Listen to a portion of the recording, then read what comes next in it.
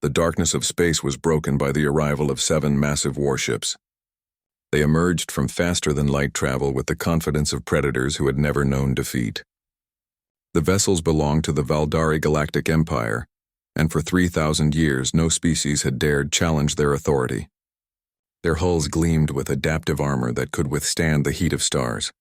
Their weapons could crack planets open like eggs.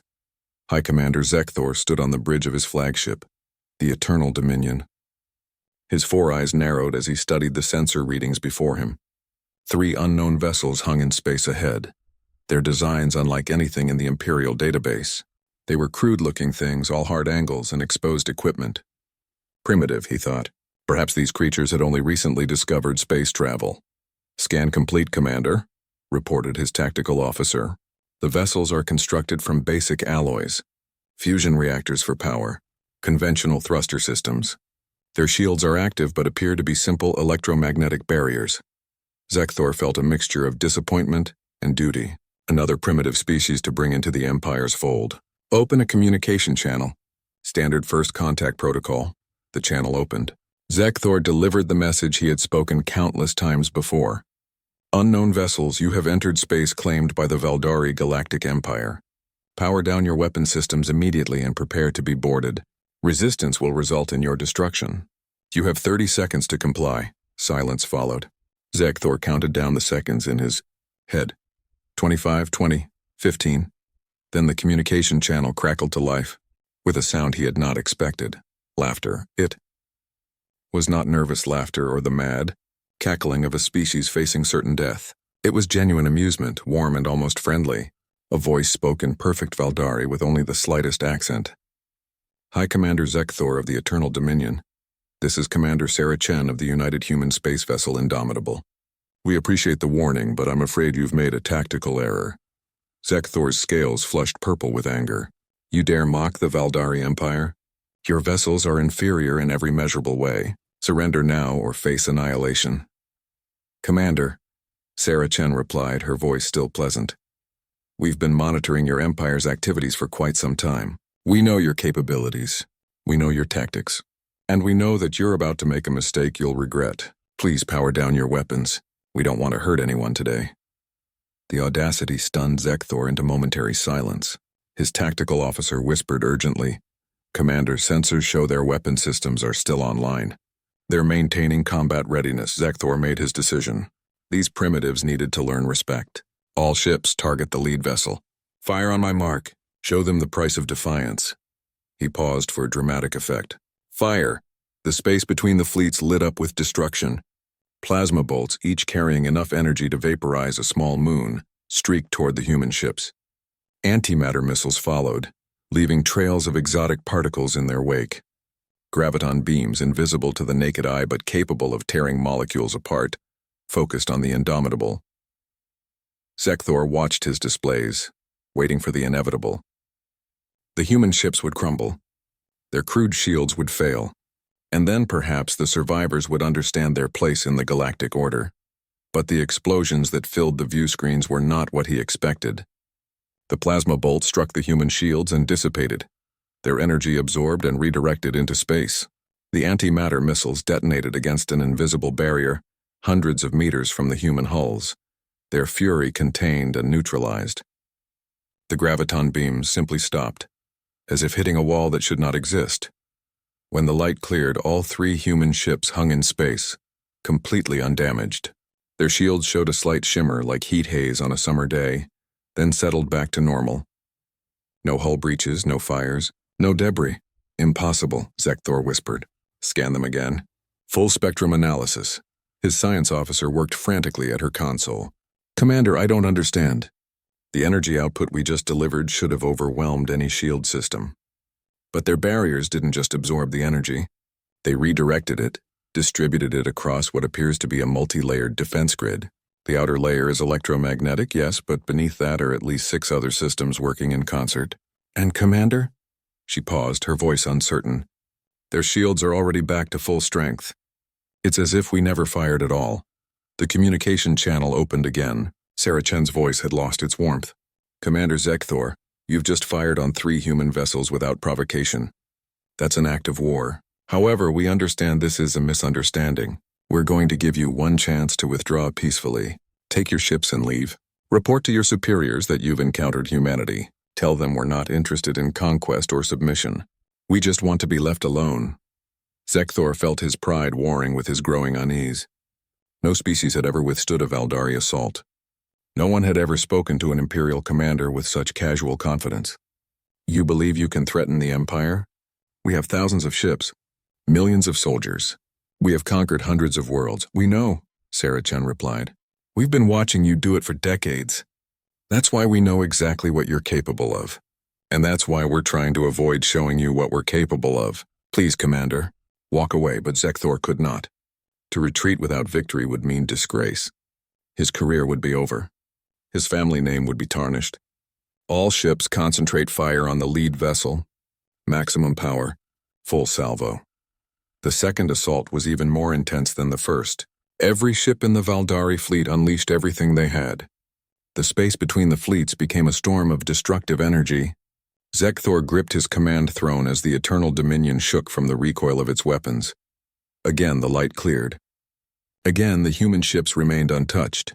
This time, however, something changed. The human vessels began to move, not retreating, but repositioning with a grace and speed that made Zekthor's heart sink. They were not lumber like the crude ships he had assumed them to be. They moved like predators, each action precise and purposeful.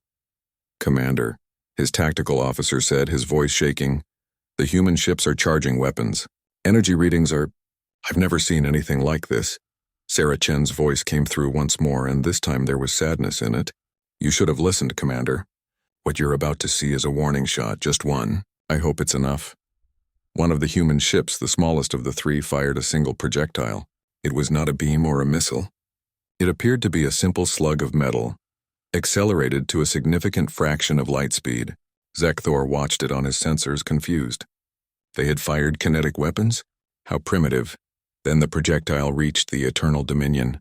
It passed through their shields as if they did not exist. It pierced the adaptive armor without slowing.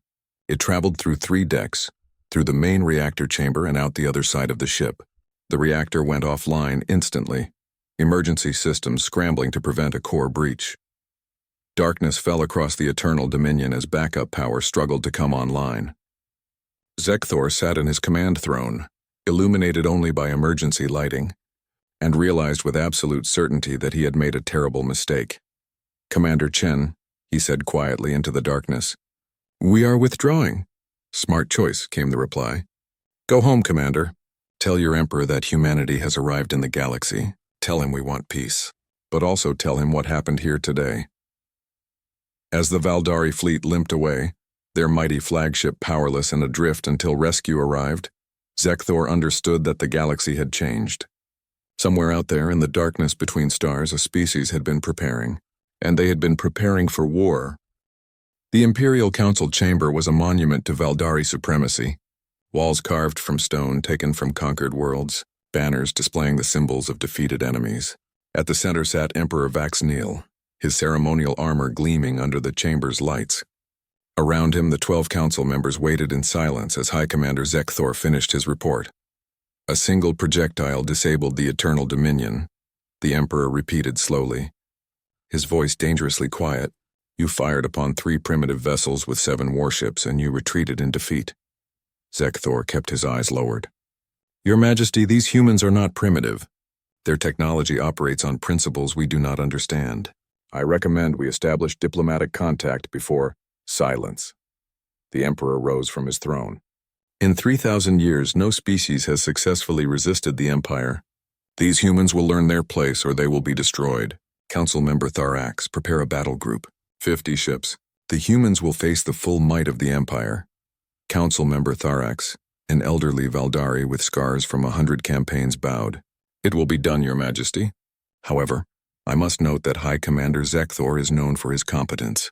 If he says the humans are dangerous, then we will crush them with numbers," the Emperor interrupted. 50 warships can conquer most star systems. 3 human vessels will be insignificant against such force. 3 weeks later, the Valdari battle group arrived at a human mining colony on the edge of explored space. Battle Commander Kresh, chosen to lead the assault, studied the system through his sensors. The colony orbited a resource-rich asteroid field. Dozens of mining stations dotted the area, and protecting it all were 5 human ships and a network of defense platforms. Kresh opened a communication channel. "Human colony, you are in violation of Imperial space. Surrender immediately or be destroyed." The response came quickly. A human male appeared on the screen, his face weathered and calm. "This is Administrator James Morrison of New Frontier Colony. We're not interested in your Empire's claims. This system was uninhabited when we arrived 15 years ago. We have every right to be here." "Rights are determined by power," Kresh replied. "You have 1 hour to evacuate. After that, we will destroy your installations and claim this system for the Empire." Morrison smiled sadly. "You really should have learned from Commander Zekthor's experience. But if you insist on making the same mistake, we'll defend ourselves." The hour passed. Kresh gave the order to attack. 50 warships moved into formation and opened fire. The assault was devastating. Antimatter torpedoes, each capable of destroying a city, streaked toward the human platforms. Graviton beams focused on the 5 human ships. Plasma cannons fired continuously, filling space with deadly energy. The human defenses activated. The defense platforms, which had appeared to be simple structures, revealed their true nature. Each platform projected overlapping shield grids that worked together as a single massive barrier. The antimatter torpedoes detonated against these shields, their energy absorbed and converted into power for the human systems. Kresh watched in growing frustration as his weapons proved ineffective. Increase power to all weapons. Target their ships directly. Ignore the platforms. The Valdari fleet concentrated their fire on a single human vessel. Hundreds of weapons focused on one target. The energy output was enough to glass a planet's surface. Surely nothing could survive this, but the human ship did more than survive. As weapons fire converged on it, tiny drones emerged from its hull. Thousands of them, each no larger than a fist. They moved with impossible coordination, creating a cloud around the ship. Valdari weapons struck the drones and were destroyed, detonating far from their intended target. Those weapons that made it through the drone screen hit the ship's shields and simply vanished, their energy redirected into dimensional pockets that should not be possible. "What devilry is this?" Kresh demanded. "Science officer, explain what I'm seeing." The science officer's voice trembled. "Commander, the humans are using point defense systems that operate faster than our weapons can travel. They're calculating trajectories and intercepting our fire before it reaches them and their shields.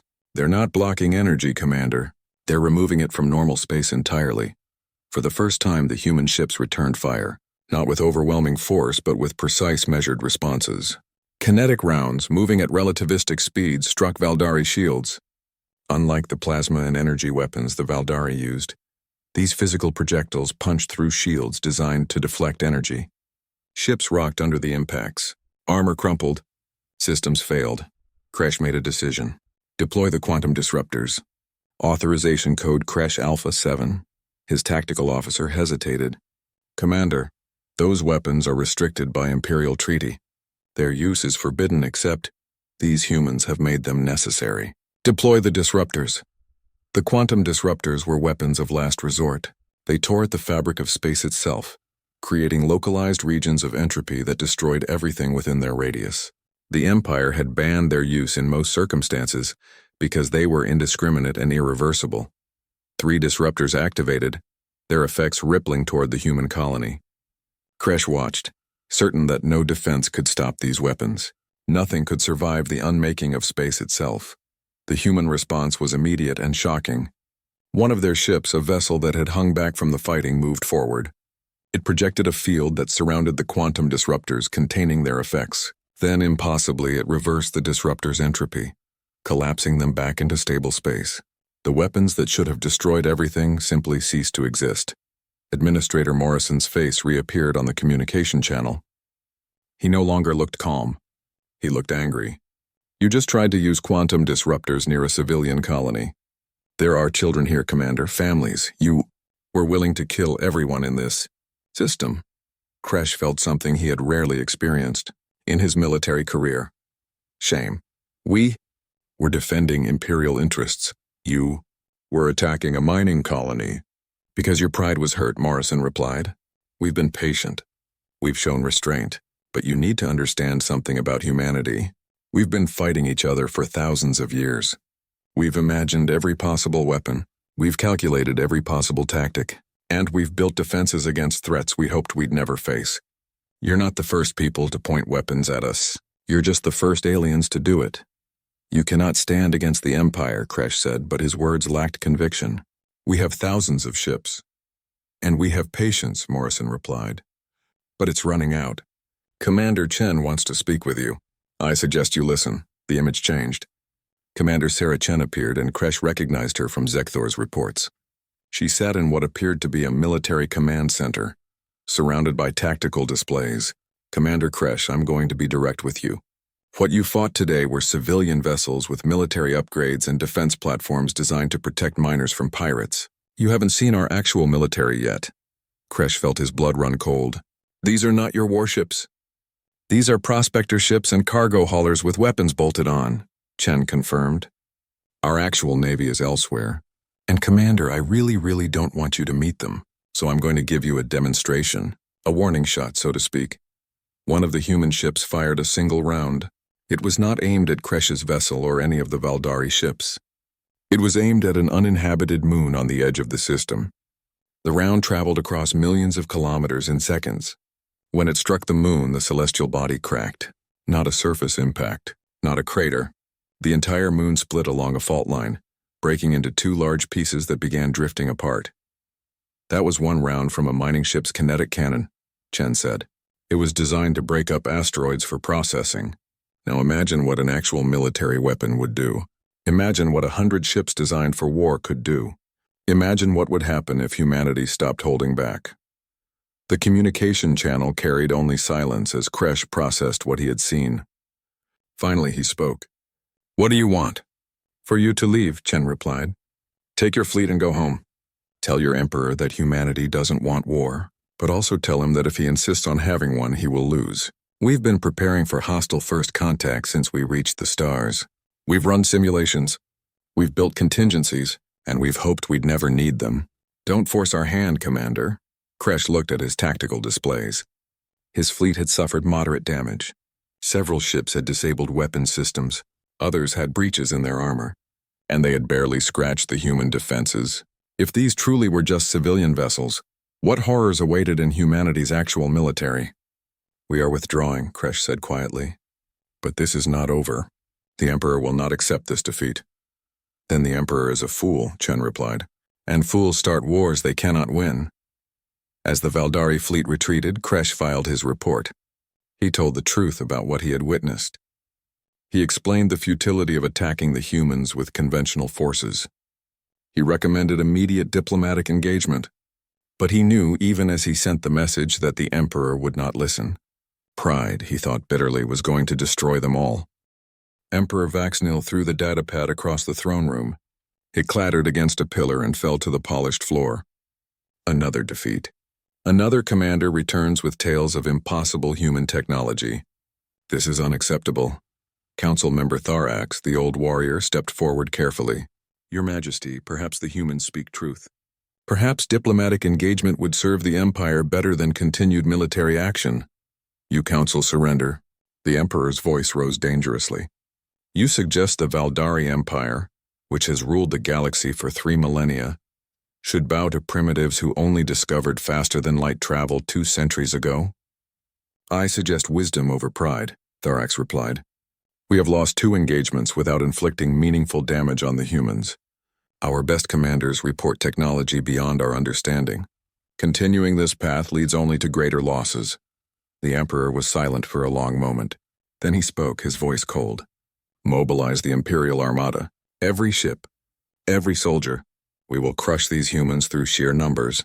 No species, regardless of their tricks, can stand against thousands of warships. While the Valdari Empire prepared for total war, humanity held its own councils. The human sphere of influence was not a unified government. It was a collection of independent colonies, corporate holdings, and nation-state territories that sprawled across dozens of star systems. They argued constantly, competed economically, and rarely agreed on anything except one fundamental principle. No outside force would threaten humanity. The emergency session took place via quantum communication links. Representatives from Earth, Mars, the Jovian Collective, the Outer Rim colonies, and dozens of other factions appeared as holograms in a virtual chamber. Commander Sarah Chen stood at a podium presenting tactical data. "The Valdari are mobilizing everything," she explained. "Our intelligence estimates between 3,000 and 5,000 warships. The entire Imperial Armada. They'll be here within 2 months." Director Marcus Webb of Earth's Security Council leaned forward. "Can we stop them?" "Yes," Chen replied without hesitation, "but not without revealing our full capabilities. We've been using exploration vessels and civilian ships with defensive upgrades. The Valdari haven't seen our actual military yet." A corporate representative from the Martian Mining Consortium spoke up. "What are the casualties projected to be?" "If we use the defense plan I've drafted, 0 on both sides," Chen said. "We disable their fleet without destroying it. We demonstrate overwhelming technological superiority. Then we open diplomatic channels." "And if they refuse diplomacy?" asked a colonel from the Outer Rim Defense Force. Chen's expression hardened. "Then we show them what humanity can do when we stop holding back." "But I don't think it will come to that. Once they understand the gap between our capabilities and theirs, reason will prevail." The debate raged for hours. Some representatives argued for mercy, others wanted a demonstration so devastating that no alien species would ever threaten humanity again. Eventually, they reached a consensus. They would disable the Imperial Armada without casualties, then offer terms. But they would also make clear that humanity's patience had limits. The plan required moving assets that had never left the Sol system. The 12 dreadnoughts of humanity's actual military fleet, massive vessels built not for exploration but for war, began their journey toward Valdari space. Each dreadnought carried weapons that made the mining ship's kinetic cannon look like a toy. Each was crewed by soldiers trained for hostile first contact scenarios. And each represented humanity's willingness to defend itself against any threat. The Imperial Armada arrived in the Valdari home system with great fanfare. 3,000 warships, the accumulated military might of an empire that had conquered hundreds of worlds. Citizens gathered on viewing platforms to watch their fleet assemble. Surely, they thought, this force could defeat anyone. Admiral Corseth commanded the Armada from his flagship, the Pride of Valdara. He was the Empire's most decorated military leader, a veteran of countless campaigns. He had studied the reports from Zekthor and Kresh carefully.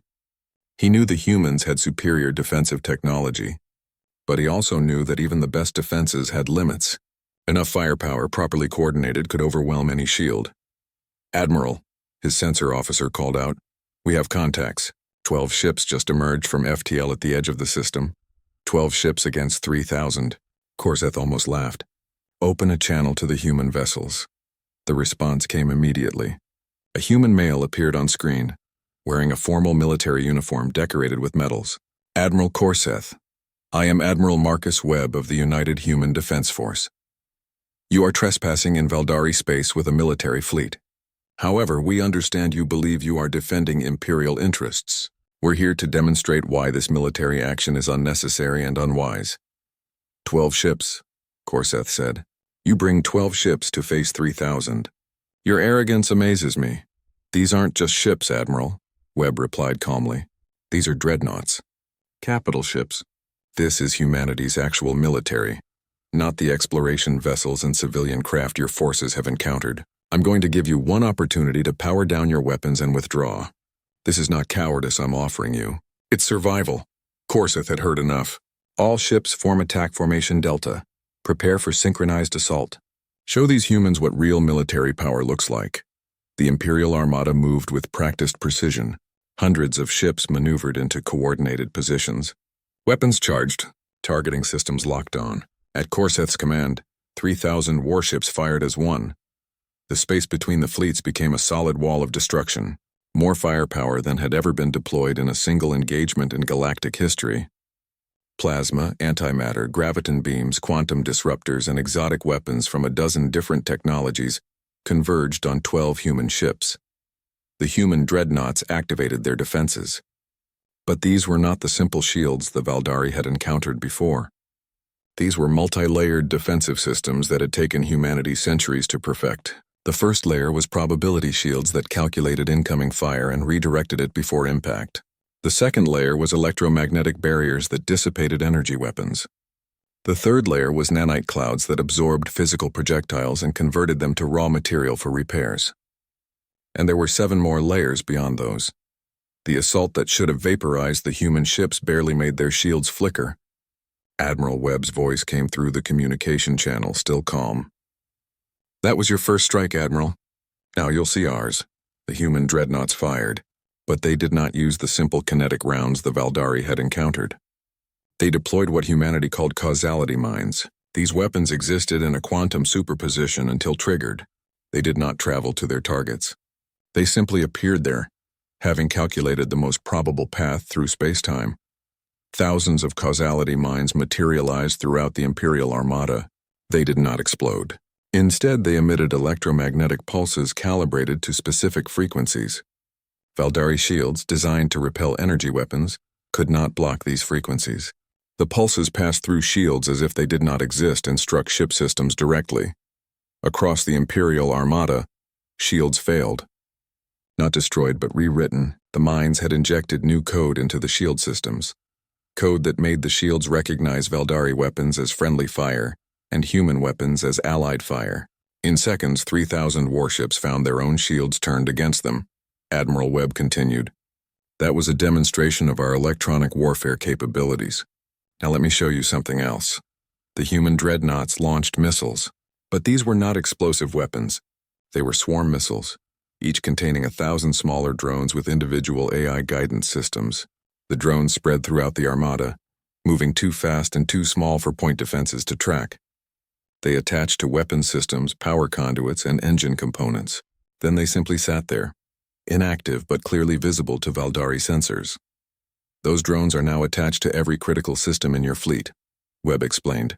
"They're not armed. They're just transmitters. But if I give the command, they'll overload your systems. Your ships will be disabled, dead in space. You'll drift here until rescue arrives, assuming anyone comes for you." Korseth felt his world collapsing. His entire fleet, the might of the Empire, rendered helpless in minutes. "You planned this. You knew we were coming." "We've been tracking your fleet movement since you left Valdari Prime," Webb confirmed. "We knew you'd mobilize everything.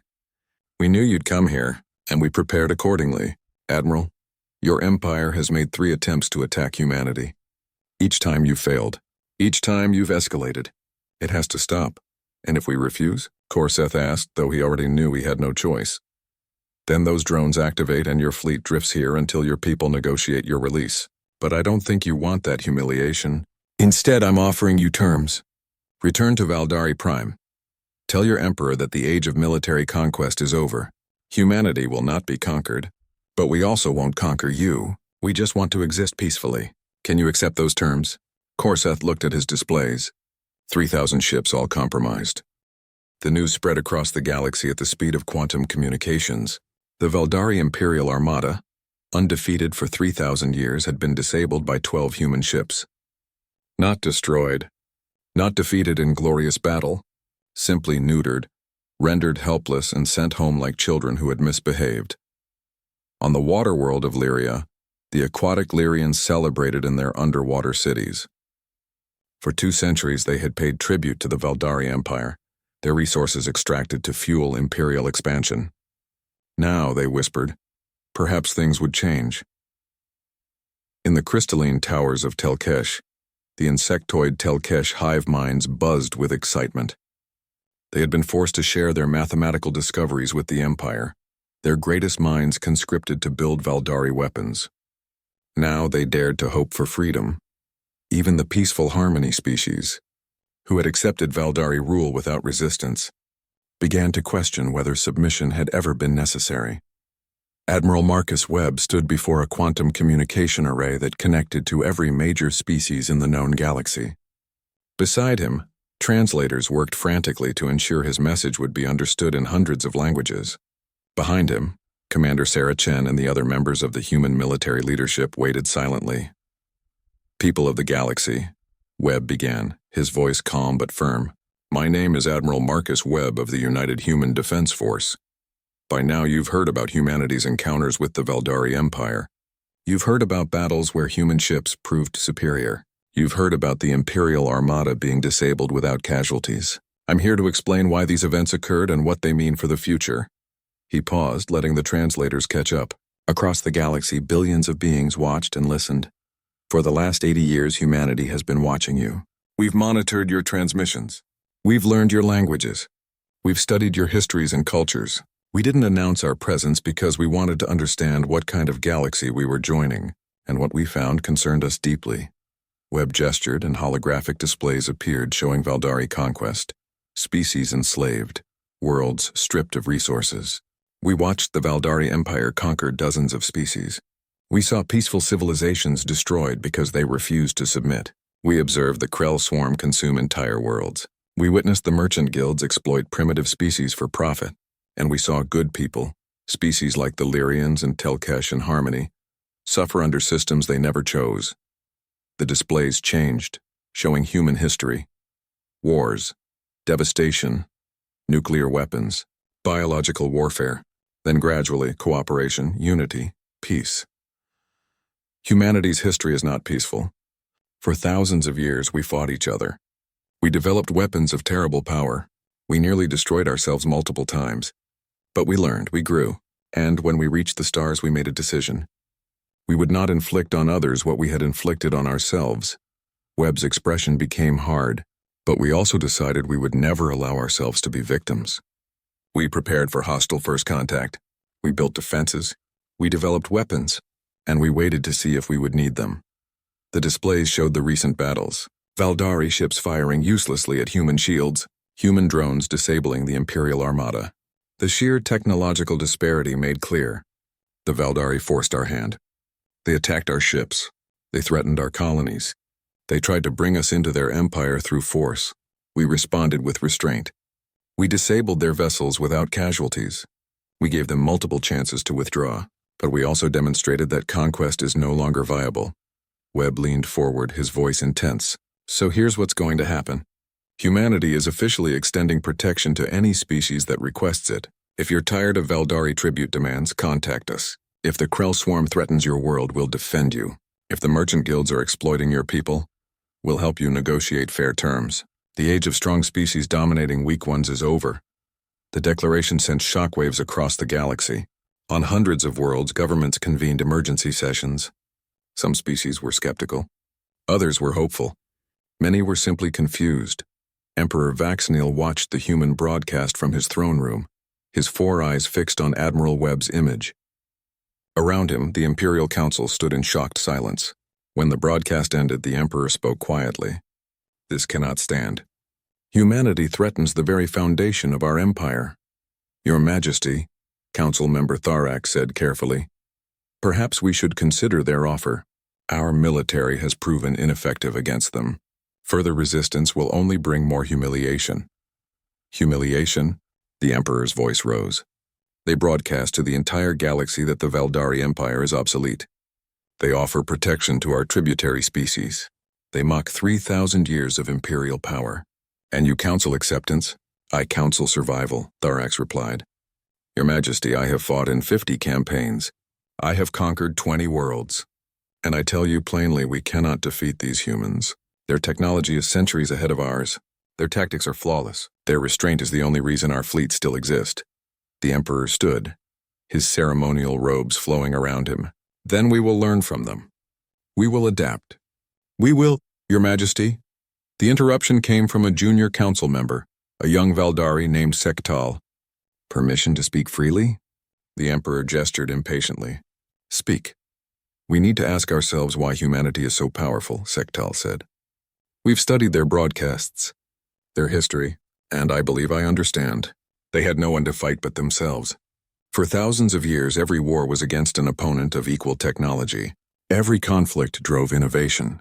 By the time they reached space, they had already solved every military problem we've only recently encountered. The council chamber fell silent. Finally, the Emperor spoke. You're saying they are strong because they were alone? I'm saying they are strong because they had to be, Sektal replied. Every species we've encountered spread across the stars and found neighbors. Competition became external, but humanity spent millennia fighting itself. Their arms race was against themselves. By the time they met us, they had already fought wars we can barely imagine. Within weeks, 43 species formally requested human protection. The Lyrians were first, their request accompanied by celebrations that could be detected from space. The Telkesh followed, offering to share their mathematical knowledge freely. Even smaller species, ones the galaxy had barely noticed, reached out to humanity. The Valdari Empire found itself facing internal revolution. Species that had been conquered generations ago saw an opportunity. Rebellions erupted on a dozen worlds. The imperial military, already demoralized, struggled to respond. Emperor Vaxnil watched his empire crumble. Ships he had commanded now refused orders. Governors he had appointed declared independence. The council debated openly whether he should abdicate. Finally, facing reality, he authorized High Commander Zekthor to attend a galactic summit. The message was clear. The Empire would negotiate. The summit took place on a neutral station, one of humanity's orbital platforms designed specifically for diplomatic functions. Representatives from hundreds of species gathered. The Valdari delegation, led by Zekthor, entered with heads lowered. The proud commander who had first encountered humanity now represented a humbled empire. Commander Sarah Chen, now serving as Ambassador Chen, greeted them. High Commander Zekthor, welcome. Please sit. We have much to discuss. Zekthor took his seat, looking around at the gathered species. Some faces showed satisfaction at Valdari downfall. Others showed sympathy. All showed respect for humanity, the new power in the galaxy. Ambassador Chen, he said quietly, I must ask, how did your species become so powerful? Chen smiled sadly. We had excellent teachers, Commander. We taught ourselves. Every war humanity fought was a lesson. Every weapon we developed had a counter-weapon. We played both sides of every conflict, always escalating, always adapting. By the time we reached the stars, we had answered questions most species never think to ask, such as, how do you defend against an enemy with equivalent technology? How do you win without destroying what you're fighting for? How do you achieve peace when both sides have the power to annihilate the other? Chen leaned forward. Commander, you thought power meant domination. We learned it means responsibility. Over the following months, a new order emerged. Humanity established the Galactic Concordat, a mutual defense treaty with strict rules. No species could conquer another. No military force could enter another's territory without permission. Disputes would be settled through negotiation, with humanity serving as final arbitrator if needed. The Valdari Empire, its military power broken, began negotiations to join the Concordat. The terms were harsh but fair. They would release all tributary species. They would make reparations where possible, but they would not be destroyed. They would be given a chance to change. The merchant guilds, seeing the writing on the wall, agreed to regulate their trade practices. The Krell Swarm, when human ships appeared at their borders with weapons charged, signed a non-aggression treaty. Humanity slowly shared its technology with allied species. Not weapons. Those remained solely in human hands, but medical advances that could save billions. The Sol system, humanity's birthplace, had changed dramatically in 2 centuries of space exploration. Massive orbital stations circled Earth, mining operations stripped asteroids of resources, scientific outposts dotted the outer planets. But the most significant structures were the ones few beings had ever seen. Deep in the Oort cloud, beyond the reach of casual sensors, floated 8 vessels that humanity had hoped never to deploy. The Titan-class warships were not built for exploration or even conventional warfare. They were built to fight threats that could end civilizations. Each ship measured 5 kilometers in length and carried weapons that made the dreadnoughts look primitive. They had been constructed in secret over 50 years, humanity's final insurance policy against unknown dangers. Admiral Marcus Webb stood on the bridge of the Prometheus, flagship of the Titan fleet. Around him, crew members worked at stations controlling systems most species could not comprehend. Through the view screen, he watched as the other 7 Titans completed their activation sequences. All ships report ready, Admiral, his executive officer announced. Crews are at full combat readiness. Weapons charged. Defense systems active. Webb nodded. Helm, set course for the edge of the galaxy. Maximum sustainable speed. Communications inform the Concordat we're responding to the anomaly. And someone get me everything we know about this thing. The briefing came from humanity's top scientists. Dr. Sarah Kim appeared on his display, her expression troubled. Admiral, we've been monitoring the object for 3 weeks now. It's definitely artificial. Mass equivalent to Earth's moon.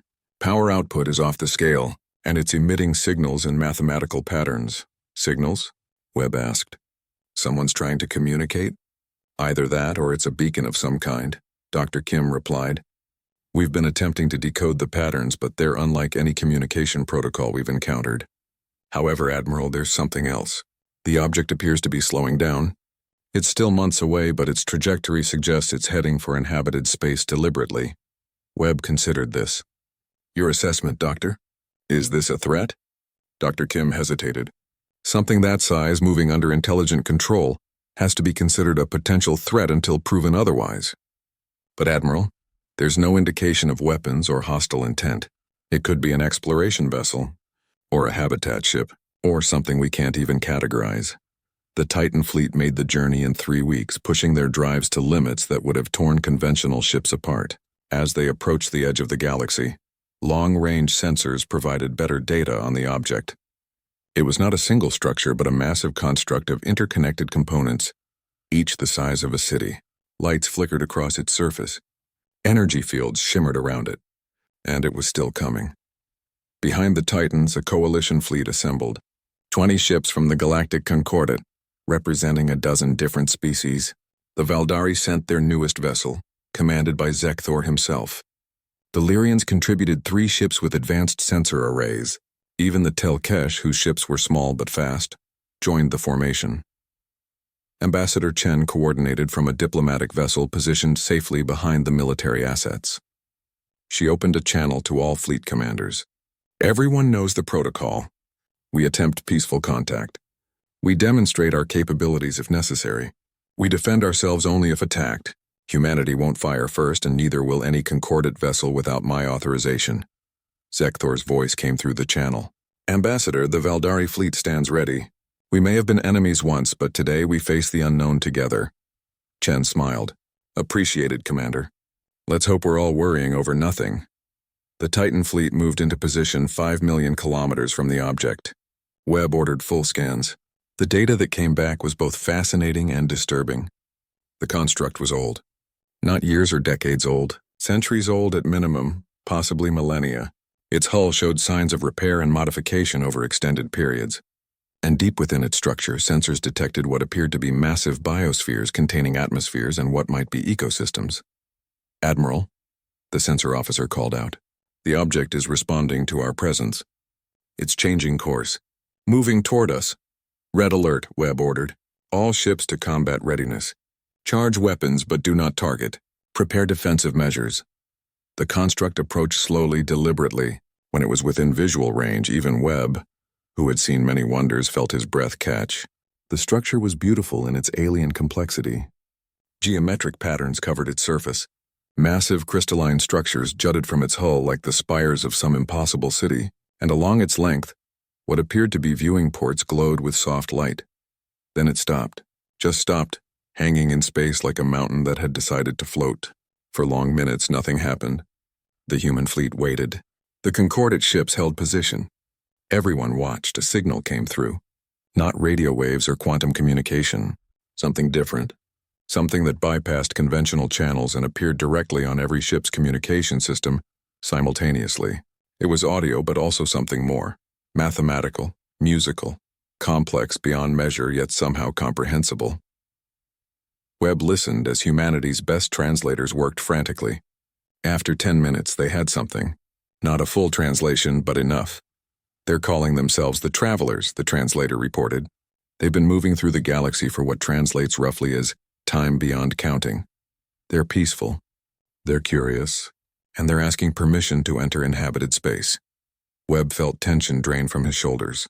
Not an invasion, not a threat. Just explorers like humanity itself. Open a channel. Let's talk to them.